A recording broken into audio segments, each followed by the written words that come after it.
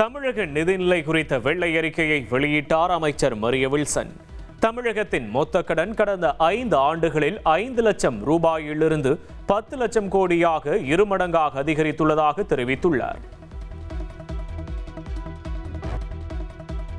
தனிநபர் கடன் 92% அதிகரித்து 1,28,934 ரூபாயாக உள்ளது. தமிழ்நாட்டில் பிறக்கும் ஒரு குழந்தை இணை மாநிலங்களை விட மிக அதிகமான கடன் சுமையுடன் பிறப்பதாக வெள்ளை அறிக்கையில் கூறப்பட்டுள்ளது. தமிழ்நாடு அரசு வட்டி மட்டும் வருடத்திற்கு 67,000 கோடி ரூபாய் செலுத்துகிறது. அண்டை மாநிலங்களை விட தமிழ்நாட்டின் ஜிஎஸ்டியும் குறைவாக உள்ளதாக வெள்ளை அறிக்கையில் கூறப்பட்டுள்ளது. மாநிலத்தின் சொந்த வரி வருவாய் வரலாறு காணாத வீழ்ச்சியை சந்தித்துள்ளதாக வெள்ளை அறிக்கையில் தெரிவிக்கப்பட்டுள்ளது. வருவாய் பற்றாக்குறை 78,324 கோடி ரூபாயாக உயர்ந்துள்ளது.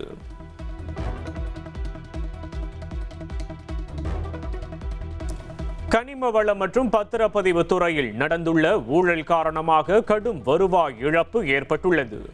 முறைகேடுகளை சரி செய்தால் வருவாயை பெருக்க முடியும் என்று அமைச்சர் மரிய வில்சன் தெரிவித்துள்ளார்.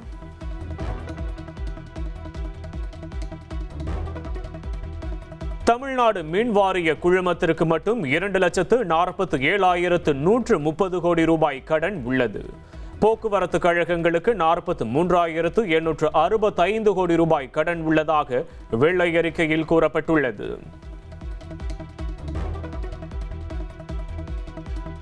போக்குவரத்து துறைக்கு மொத்த இழப்பு 72,667 கோடி ரூபாய்.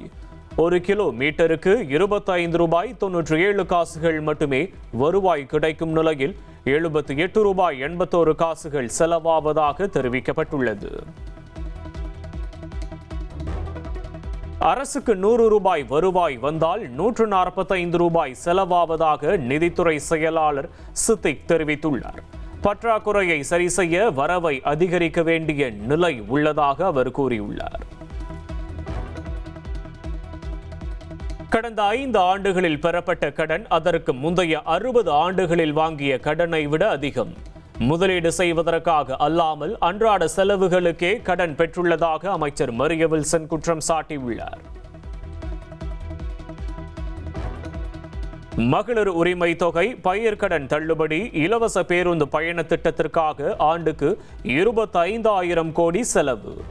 வருவாய் பெருக்க நடவடிக்கைகளை மேற்கொள்ளாமல் புதிய திட்டங்கள் கடந்த ஆட்சியில் அறிமுகப்படுத்தப்பட்டதாக அமைச்சர் மரிய வில்சன் குற்றம் சாட்டியுள்ளார். மத்திய அரசின் நிதி பகிர்வு 6.64% 4.09% குறைந்துள்ளது. இந்தியாவின் முதன்மை வருவாய் ஈட்டும் மாநிலமாக இருந்த தமிழ்நாடு தற்போது சராசரிக்கும் கீழே குறைந்துள்ளதாக அமைச்சர் மரிய வில்சன் தெரிவித்துள்ளார். தமிழ்நாடு அரசின் வெள்ளை அறிக்கை குறித்து திமுக முன்னாள் நிதியமைச்சர் தங்கம் தென்னரசு சமூக வலைதளத்தில் பதிவிட்டுள்ளார். மக்களின் கோப கனலிலிருந்து தப்பித்துக் கொள்ளும் உத்தியாக தங்களின் இயலாமையை மறைக்கவே இந்த வெள்ளை அறிக்கை வெளியீட்டு நாடகம் நடத்தப்பட்டிருப்பதாக குறிப்பிட்டுள்ளார். கூட்டுறவு வங்கிகளில் 75,000 ரூபாய் வரை பயிர்க்கடன் பெற்ற விவசாயிகளுக்கு 100% கடன் தள்ளுபடி செய்யப்படுவதாக முதலமைச்சர் விஜய் அதிரடி அறிவிப்பை வெளியிட்டுள்ளார். முதலில் 50,000 வரை கடன் தள்ளுபடி என அறிவிக்கப்பட்ட நிலையில் கடன் வரம்பு அதிகரிக்கப்பட்டுள்ளது. 75,000 ரூபாய்க்கு மேல் கடன் பெற்ற விவசாயிகளுக்கு 35,000 ரூபாய் தள்ளுபடி. பல்வேறு தரப்பு கோரிக்கையை ஏற்று மறு ஆய்வு கூட்டத்தில் முடிவு. தாவேகா தேர்தல் அறிக்கையில் தெரிவித்தபடி சிறு குறு விவசாயிகளின் பயிர் கடன்களை முழுமையாக தள்ளுபடி செய்ய வேண்டும் என்று இபிஎஸ் வலியுறுத்தியுள்ளார். பெரு விவசாயிகள் வாங்கிய பயிர் கடன்களை 50% தள்ளுபடி செய்ய வேண்டும் என்றும் அவர் தெரிவித்துள்ளார். விராலிமலை தொகுதி எம்எல்ஏ பதவியை ராஜினாமா செய்தார் சி. விஜயபாஸ்கர். விஜயபாஸ்கரின் ராஜினாமா கடிதத்தை ஏற்பதாக சபாநாயகர் அறிவித்துள்ளார்.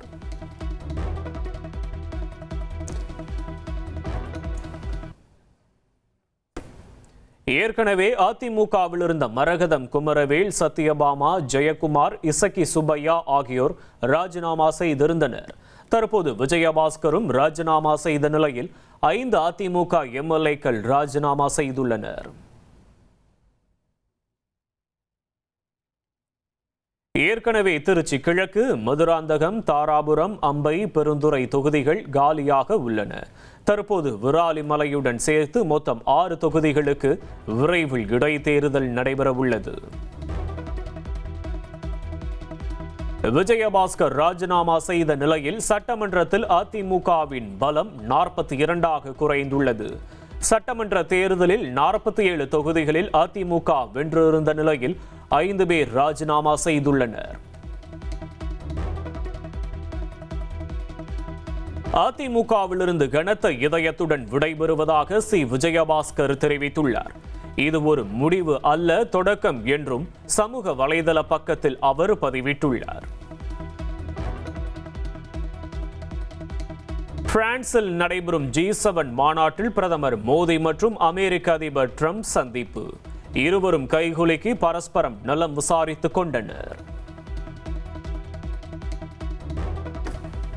G7 மாநாட்டில் பிரதமர் மோடியும் அமெரிக்க அதிபர் ட்ரம்பும் அருகருகே அமர்ந்தனர்.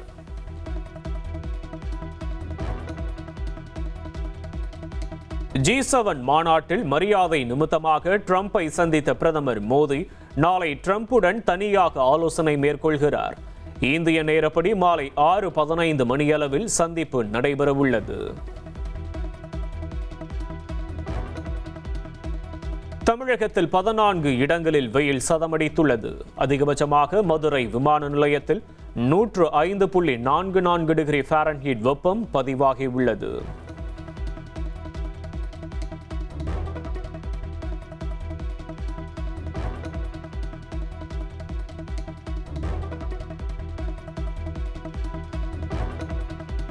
தமிழகத்தில் 7 மாவட்டங்களில் கனமழைக்கு வாய்ப்புள்ளதாக சென்னை வானிலை ஆய்வு மையம் கூறியுள்ளது. நீலகிரி, திண்டுக்கல், தேனி, மதுரை, சிவகங்கை, தஞ்சாவூர், ராமநாதபுரத்தில் கனமழை பெய்யக்கூடும் என தெரிவிக்கப்பட்டுள்ளது.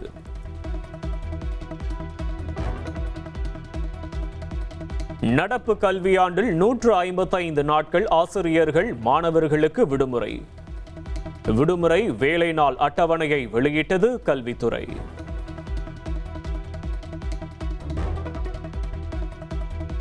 சென்னையில் ஆபரண தங்கம் விலை சவரனுக்கு 80 ரூபாய் சரிந்தது. 1 கிராம் தங்கம் 14,060 ரூபாய்க்கும், 1 சவரன் தங்கம் 1,12,480 ரூபாய்க்கும் விற்பனையாகிறது.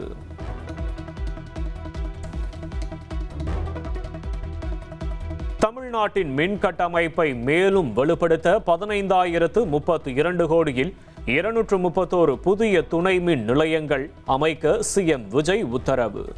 மின் பழுதுகளை சரி செய்ய 15,058 மின் பணியாளர்களை நியமிக்கவும் முதலமைச்சர் உத்தரவிட்டுள்ளார். ஆண்டுதோறும் மின் கட்டணம் உயர்வதற்கு முந்தைய திமுக அரசே காரணம் என அமைச்சர் நிர்மல்குமார் குற்றம் சாட்டியுள்ளார். மின் கட்டணத்தை ஆண்டுக்கு 6% உயர்த்திக் கொள்ள திமுக ஆட்சியில் ஒப்பந்தம் மேற்கொள்ளப்பட்டதாகவும் மக்களுக்கு பாதிப்பு ஏற்படாத வகையில் நடவடிக்கை எடுக்கப்படும் என்றும் கூறியுள்ளார்.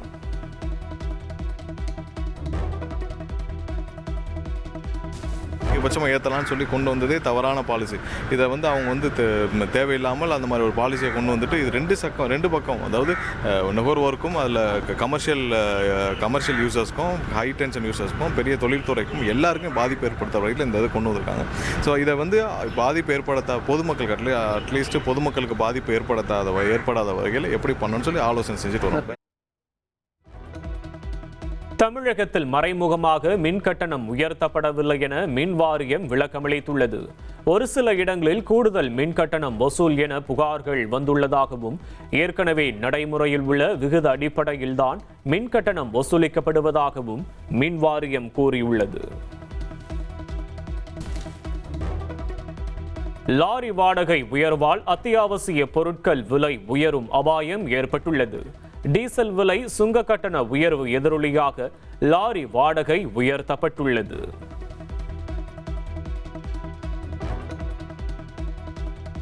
சிரப்புகளை வாங்க மருத்துவரின் பரிந்துரை கட்டாயம் என மத்திய சுகாதாரம் மற்றும் குடும்ப நல அமைச்சகம் கூறியுள்ளது. மருத்துவரின் பரிந்துரையின்றி இனி சிரப் கிடைக்காது என்றும் தெரிவிக்கப்பட்டுள்ளது. நீட் வினாத்தாளை ஹெலிகாப்டரில் கொண்டுவர நெல்லையில் சோதனை ஓட்டம் நடைபெற்றது. வினாத்தாள் கசிவு உள்ளிட்ட பிரச்சனையால் ஹெலிகாப்டரில் நீட் வினாத்தாள் பாதுகாப்பாக கொண்டு வரப்படுகிறது. மதுரையில் நீட் மறுதேர்வுக்கான வினாத்தாள் கொண்டு சென்ற வாகனத்துடன் பாதுகாப்புக்காக சென்ற காவல்துறை பாதுகாப்பு வாகனம் பழுது.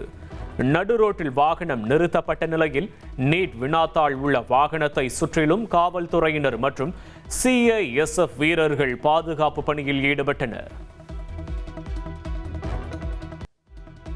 3 IAS அதிகாரிகளை பணியிட மாற்றம் செய்து தமிழக அரசு உத்தரவிட்டுள்ளது. சிவகங்கை மாவட்ட ஆட்சியராக நிஷாந்த் கிருஷ்ணா, நாகர்கோவில் மாநகராட்சி ஆணையராக ஐஸ்வர்யா, சமூக நலத்துறை கூடுதல் இயக்குநராக பொறுக்கொடி நியமிக்கப்பட்டுள்ளனர். தவேக அரசின் முதல் சட்டப்பேரவை கூட்டத்தொடரை ஒட்டி அனைத்து சட்டமன்ற உறுப்பினர்களுக்கான சிறப்பு பயிற்சி முகாமை முதலமைச்சர் விஜய் தொடங்கி வைத்தார். சென்னை கலைவாணர் அரங்கில் இன்றும் நாளையும் பயிற்சி முகாம் நடைபெறுகிறது. நாட்டை தலை நிமிர வைத்துக் கொண்டிருக்கும் தலைவர், தொட்ட துறைகள் அத்தனையிலும் முத்திரை பதித்து வரும் முதல்வர், மாண்புமிகு தமிழ்நாடு முதலமைச்சர் அவர்களை விழா மேடைக்கு வருக வருக என பணிவன்புடன் வரவேற்கின்றோம். 17வது சட்டமன்ற பேரவையின் சட்டமன்ற உறுப்பினர்களுக்கான பயிற்சியை நம்முடைய மாண்புமிகு தமிழ்நாடு முதலமைச்சர் அவர்கள் குத்துவிளக்கு ஏற்றி தொடங்கி வைக்கிறார்கள். மேலும் மாண்புமிகு பேரவைத் தலைவர், மாண்புமிகு பேரவை முன்னவர், மாண்புமிகு துணைத் தலைவர் மற்றும் அரசு தலைமை கொறடா ஆகியோரையும் 17வது சட்டமன்ற பேரவையின் சட்டமன்ற உறுப்பினர்களுக்கான பயிற்சியை குத்துவிளக்கு ஏற்றி தொடங்கி வைக்குமாறு அன்புடன் அழைக்கின்றோம். சிறப்பு பயிற்சி முகாமில் திமுக MLAக்கள் பங்கேற்கவில்லை. அதிமுக சார்பில் சங்கராபுரம் MLA ராகேஷ் மட்டும் பங்கேற்றுள்ள நிலையில் மற்ற அதிமுக MLAக்கள் கலந்து கொள்ளவில்லை. பெண்களுக்கு மாதந்தோறும் 2500 ரூபாய் வழங்கப்படும் என்ற தேர்தல் வாக்குறுதியை உடனடியாக தவேக அரசு நிறைவேற்ற வேண்டும் என மத்திய இணையமைச்சர் எல் முருகன் வலியுறுத்தியுள்ளார். மேற்கு வங்கத்தில் பெண்களுக்கு ரூபாய் 3000 வழங்குவதாக கொடுத்த வாக்குறுதியை பாஜக நிறைவேற்றியது. ஆனால் தமிழகத்தில் நடப்பது என்ன என்றும் அவர் கேள்வி எழுப்பியுள்ளார். இந்து சமய அறநிலையத்துறை கோயில்களில் கர்ப்பிணிகள், மாற்றுத்திறனாளிகள் வரிசையில் நிற்காமல் சிறப்பு வழியில் விரைவாக தரிசனம் செய்ய அனுமதிக்க வேண்டும். அனைத்து கோயில் அதிகாரிகளுக்கும் அமைச்சர் ரமேஷ் உத்தரவு.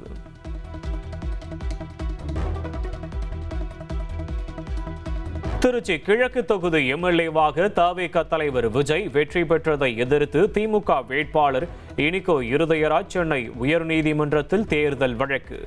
திருச்சி கிழக்கு தொகுதி MLA பதவியை விஜய் ராஜினாமா செய்துள்ளதால் தன்னை வெற்றி பெற்றவராக அறிவிக்க வேண்டும் என்று கோரிக்கை விடுத்துள்ளார். கோபிச்செட்டிப்பாளையம் தொகுதியில் அமைச்சர் செங்கோட்டையன் வெற்றியை எதிர்த்து அதிமுக வேட்பாளர் VP பிரபு சென்னை உயர்நீதிமன்றத்தில் தேர்தல் வழக்கு. பிரமாண பத்திரத்தில் தகவல்களை சான்றளித்து கையெழுத்திட்டுள்ள நோட்டரி வழக்கறிஞரின் உரிமம் காலாவதியாகிவிட்டதால் வேட்புமனுவை ஏற்றது முறையற்றது என்று முறையீடு.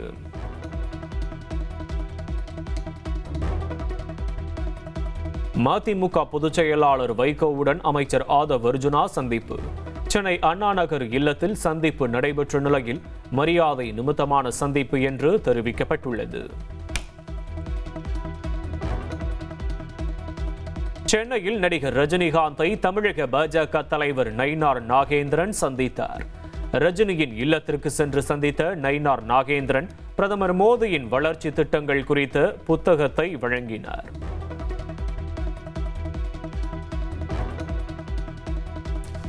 சிறையில் உள்ள திருச்சி சூர்யா மற்றும் யூடியூபர் முக்தார் மீது குண்டர் தடுப்பு சட்டத்தில் நடவடிக்கை. பெண்கள் குறித்த அவதூறு பரப்பும் நோக்கில் வீடியோ வெளியிட்டதாக பாஜக பெண் நிர்வாகி அலிசா அப்துல்லா அளித்த புகாரில் குண்டாஸ் பாய்ந்தது.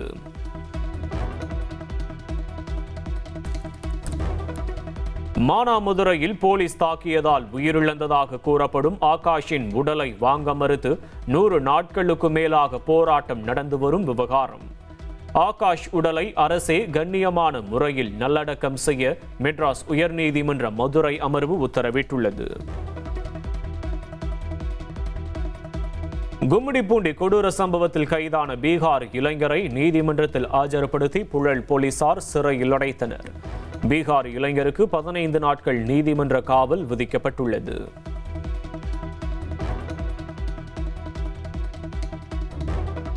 போதையில் குழந்தையிடம் அத்துமீறிவிட்டதாக கும்மிடிப்பூண்டி சம்பவத்தில் கைதான பீகார் இளைஞர் பகீர் வாக்குமூலம் அளித்துள்ளார். பாலியல் உணர்ச்சியில் தவறு செய்துவிட்டதாகவும் தெரிவித்துள்ளார்.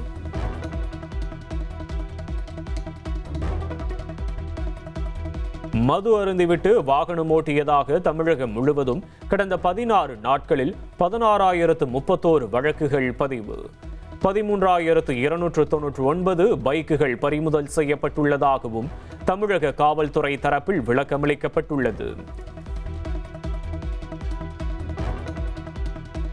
பழனியில் தோட்டத்தில் தனியாக இருந்த மூதாட்டியை தாக்கி நகை பணம் கொள்ளை.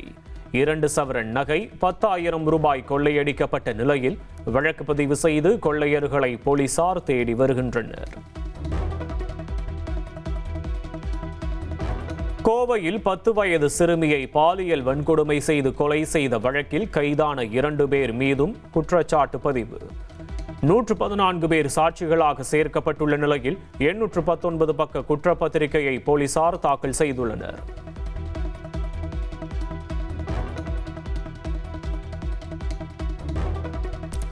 திருச்செந்தூரில் சிறு வியாபாரிகளை தடுக்கவோ முடக்கவோ இல்லை என்று கோயில் நிர்வாகம் விளக்கமளித்துள்ளது. பக்தர்களுக்கு இடையூறு இல்லாத மாற்று இடத்திற்கு செல்ல அறிவுறுத்தப்பட்டதாக தெரிவிக்கப்பட்டுள்ளது.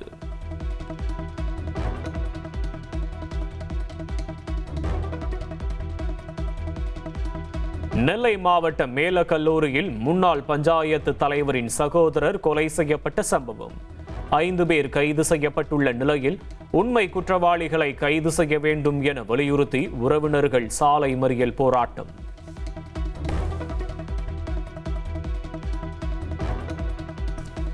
தேனி மாவட்டம் ஆண்டிப்பட்டியில் டாஸ்மாக் கடையை முற்றுகையிட்டு பெண்கள் போராட்டம். குடியிருப்புகளுக்கு அருகே இருப்பதாக கூறி கடையை பெண்களே மூடியதால் பரபரப்பு ஏற்பட்டது.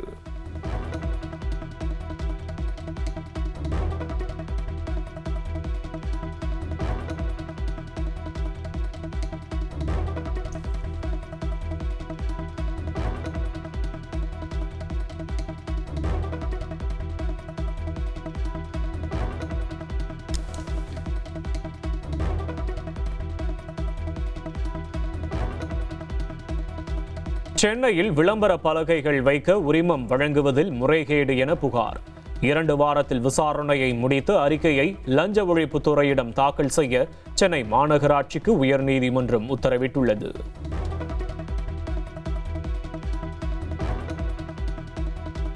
இந்தியாவில் டெலிகிராம் செயலிக்கு ஜூன் 22ஆம் தேதி வரை தற்காலிக தடை விதிக்கப்பட்டுள்ளது. நீட் மறுதேர்வு முறைகேடுகளை தடுக்க மத்திய அரசு அதிரடி நடவடிக்கை எடுத்துள்ளது. கேரள மாநிலம் வயநாட்டில் ஷிகெலா பாக்டீரியா பரவலால் மேலும் ஒருவர் பாதிப்பு.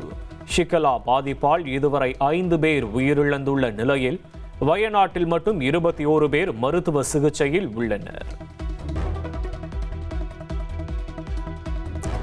கர்நாடக மாநிலம் பாகல்கோட்டேவில் அரசு அதிகாரியை விவசாயி காலணியால் அடித்த சம்பவம் பரபரப்பை ஏற்படுத்தியது. நிலம் கையகப்படுத்தியதற்கான இழப்பீடு 10 ஆண்டுகளாக வழங்கப்படாததால் ஆத்திரமடைந்த விவசாயி இந்த செயலில் ஈடுபட்டுள்ளார். பெங்களூருவில் சாலையில் நடந்து சென்ற 4 வயது சிறுமியை 6 தெருநாய்கள் கூட்டமாக தாக்கிய சம்பவம் அதிர்ச்சியை ஏற்படுத்தியுள்ளது. சிறுமியின் அலறல் சத்தம் கேட்டு அக்கம்பக்கத்தினர் ஓடி வந்து நாய்களை விரட்டியடித்து சிறுமியை மீட்டனர்.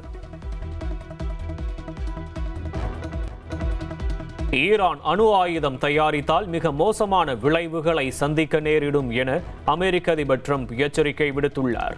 ஈரானில் ஆட்சி மாற்றத்தை தாம் விரும்பவில்லை என்றும் அந்நாட்டு மக்களின் வளர்ச்சிக்கு உதவ விரும்புவதாகவும் அவர் கூறியுள்ளார்.